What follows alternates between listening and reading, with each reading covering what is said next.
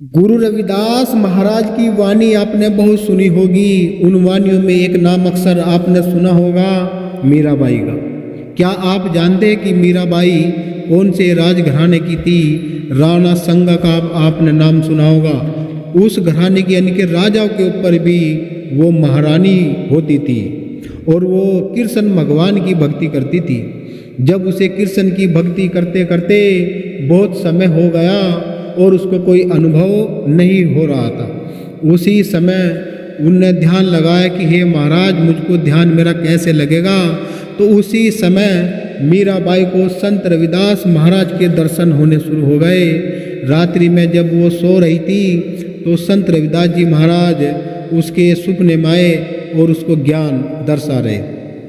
वही बात लेकर मीरा कृष्ण भगवान के पास जाती है कि हे कृष्ण भगवान, मेरे पास मैं रात सो रही थी, मुझको रात एक संत के दर्शन हो रहे थे। मैं नहीं जानती वे कौन संत है, आप मुझे विस्तार से बताइए। तो कृष्ण भगवान जी कहते कि मीरा, जिसके तुझे दर्शन हो रहे हैं वो कोई छोटे संत नहीं है, वे संत शिरोमणि रविदास महाराज हैं। तू उनके चरणों में जा, क्योंकि मेरे पास जो भक्ति है वो सिरगुण की भक्ति है और तुझे यदि निर्गुण की भक्ति के मालिक चाहिए तो वे संत रविदास महाराज वे निर्गुण भक्ति के मालिक हैं। तू उनके चरणों में जा। मीरा को बैराग हो जाता है और वो रविदास महाराज से मिलने के लिए उतावली हो जाती है। तभी उसने निर्णय किया कि मैं आज संत रविदास महाराज जी से मिलन अपना जरूरी करूँगी। तो क्या बताया है कि मीरा और संत रविदास महाराज जी की एक अमृतमयी कथा से हम जुड़ रहे हैं। और यदि आप हमारे इस YouTube चैनल में नए हैं तो एक सब्सक्राइबर कर लेना, एक लाइक और एक कमेंट में जय गुरु रविदास जरूर लिख देना। तो क्या बताया जाता है कि वाराणसी की पावन भूमि गंगा के तट पर सुबह की मंद मंद हवा बह रही थी। उसी समय संत शिरोमणि सतगुरु रविदास महाराज अपने आश्रम के बाहर बैठे थे। वो आंखें बंद करके मुख पर दिव्य शांति और भीतर परमात्मा का गहरा ध्यान, मानो जैसे संत रविदास महाराज अंतर ध्यान हो गए हो और सब क्या हिसाब लिख रहे हो। उसी समय दूर से एक रथ आता दिखाई दिया। रथ से उतरी राजगृह की वेशभूषा में एक रानी, परंतु उसके नेत्रों में राजघराने का कोई अभिमान नहीं, बल्कि भक्ति की गहराई थी। वह थी भक्त शिरोमणि मीराबाई। मीरा धीरे धीरे संत रविदास जी के चरणों में आकर बैठ गई और उनकी आंखों से आंसू बह रहे थे। संत रविदास जी महाराज अंतर ध्यान थे। तो जैसे ही महाराज अंतर ध्यान से बाहर आए तो मीरा बैठी थी, बोली, हे सतगुरु महाराज, मैंने कृष्ण की भक्ति बहुत करी, परंतु मेरा मन अभी पूरी तरह शांत नहीं हुआ। कृपा कर मुझे ऐसा ज्ञान दीजिए जिससे मेरी आत्मा पूर्ण शुद्ध और मैं परमात्मा में लीन हो जाऊं।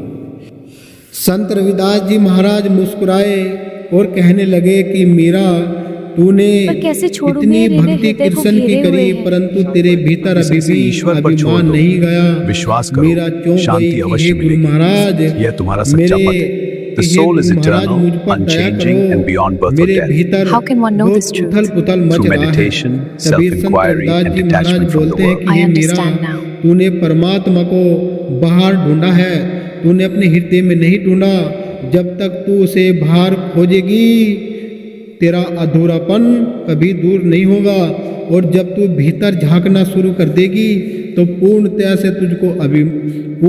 से तुझको अनुभव होना शुरू हो जाएगा। मीरा को इस तरह की बात सुनकर उसके अंदर ही अंदर ऐसी फुहार उठ रही थी, मानो जैसे उसके अंदर गंगा प्रकट हो गई हो। संत रविदास महाराज जी की ऐसी अमृतमयी वाणी सुनकर जो संत रविदास महाराज ने मीरा को ज्ञान दर्शाया, मीरा उससे संतुष्ट हो रही थी। और मीरा ने पूछा, हे गुरु महाराज, मैं अपने मन को शुद्ध कैसे करूं? ये मन तो बहुत ही चंचल और चलायमान है, मेरे बस में ये नहीं है।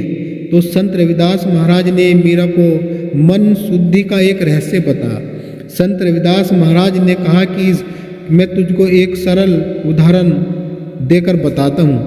मीरा को संत रविदास जी महाराज बताते हैं कि जैसे कोई गंदा बर्तन होता है, उसमें यदि तुम अमृत भी डाल दो तो भी अपवित्र हो जाता है, वैसे ही अगर मन मैला हो, अहंकार, क्रोध और माया से भरा हो तो भक्ति उसमें कभी फल नहीं देती। फिर संत रविदास महाराज ने कहा कि मन निर्मल करने की मैं तुझको 3 सरल बात बता देता हूँ कि हमेशा नाम का सिमरन करना। जो तुझको आज मैं नाम दूंगा उस नाम का तू हमेशा सिमरन करती रहना, और सत्संग, हमेशा सत का संग करती रहना, और सेवा जो करना है वो निस्वार्थ भाव से सेवा करना।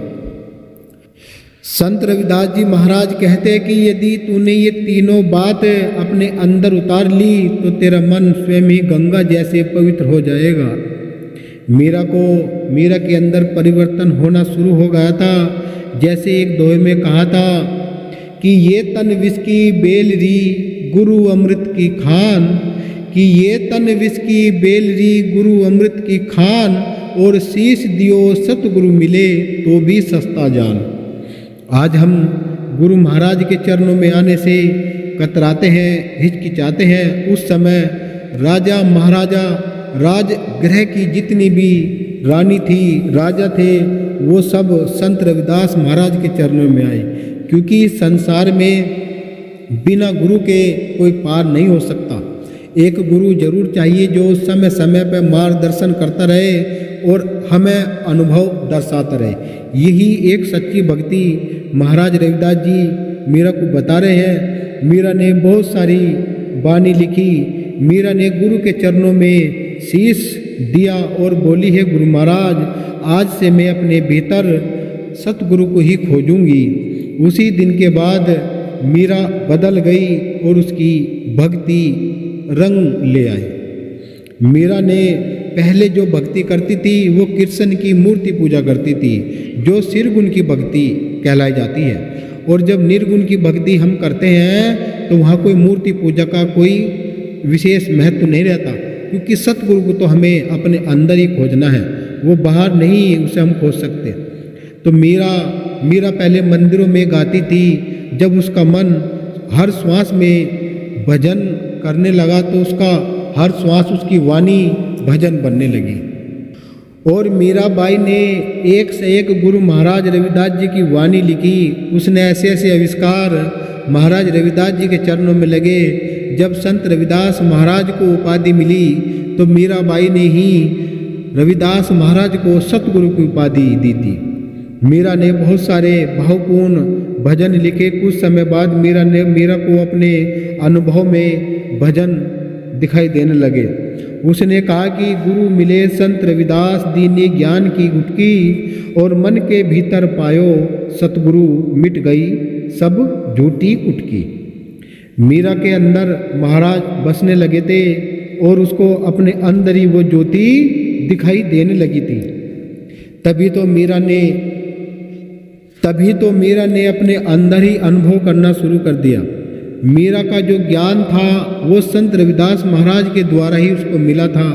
मीरा ने जो ज्ञान सतगुरु महाराज से लिया उसने उसका प्रचार करा, और फिर संत रविदास महाराज जब मीरा को अपने धोरे से विदा कर देते हैं और महाराज रविदास जी मुस्कुराते हैं, बोले कि हे मीरा, एक बात सदैव याद रखना कि जब मैं समाप्त हो जाता तो केवल एक परमात्मा ही रह जाता है, तभी सच्चा मिलन सतगुरु से हो सकता है। क्योंकि जब कोई कहता है कि मैं करता हूँ, वहाँ कुछ नहीं रहता, वहाँ केवल संसारिक मोह माया रहती है। मीरा ने उसी क्षण अहंकार को भगा दिया और उसी पल से उसका मन पूर्णतः शांत हो गया, और उन्हें अनुभव हुआ कि वे एक सतगुरु की चरणों में आ गई है। उन्हें अलग ही महसूस होने लगा। हमने इस कथा, जो इस वाणी को सुना रहे हैं आपको, इस कथा का हम पूर्ण सार आपको बता देते हैं कि ये कथा हमें क्या सिखाती है। ये कहानी हमें क्या सिखाती है कि हमें परमात्मा सतगुरु को अपने भीतर ही ढूंढना चाहिए, क्योंकि वो भीतर है। ढूंढेंगे हम जब वो हमें भीतर मिलेगा। भीतर कैसे मिलेगा? जब हमें किसी का कोई मार्ग मिलेगा। तो संत रविदास जी महाराज जी का मार्ग सबके लिए खुला है। कोई जाट कर लो, ब्राह्मण कर लो, राजपूत कर लो या कोई बिरादरिया कर लो, तो संत रविदास जी महाराज सबके मन की पुकार सुनने वाले हैं। संत रविदास जी महाराज कहते हैं कि मन की शुद्धि के बिना सच्ची भक्ति असंभव है। जब मन शुद्ध हो जाएगा तो जब ही हम सच्ची भक्ति कर सकते हैं। और सच्चा गुरु वही है जो हमें स्वयं से मिला दे। सच्चा गुरु वास्तव में वही है जो हमें अपने आप से मिला दे, हमें अपने सतगुरु से मिला दे। संत रविदास जी का ये संदेश जैसे बताया कि मन चंगा कठौती में गंगा। कौन नहीं जानता ये दोहा भक्ति का वो शिखर है जहाँ बड़े से बड़े संत महात्मा राजा महाराजा इस दोहे के आगे झुके हैं। ये दोहा किसने लिखा? संत रविदास महाराज ने। संत रविदास महाराज का कहना है कि जब मन शुद्ध और पवित्र हो जाएगा तो हमें किसी गंगा की जरूरत नहीं पड़ेगी, हमें किसी मंदिर मस्जिद गुरुद्वारों की भी जरूरत नहीं पड़ेगी। वो हमारे भीतर है। हमने सतगुरु को अपने भीतर ढूंढ लिया है और हमें वो प्राप्त होने वाला है। तो जैसे बताया कि जब मन निर्मल हो जाता है तो साधारण जीवन भी दिव्य बन जाता है। जब गुरु का ज्ञान मिल जाए तो आत्मा स्वयं ही परमात्मा से जुड़ जाती है। यदि हम आपको कहे कि हम अपने जीवन में क्या लक्ष्य है, हमारा क्या लक्ष्य हो सकता है आपका, क्या आप इस चीज़ को जानते हैं कि आपका लक्ष्य क्या है?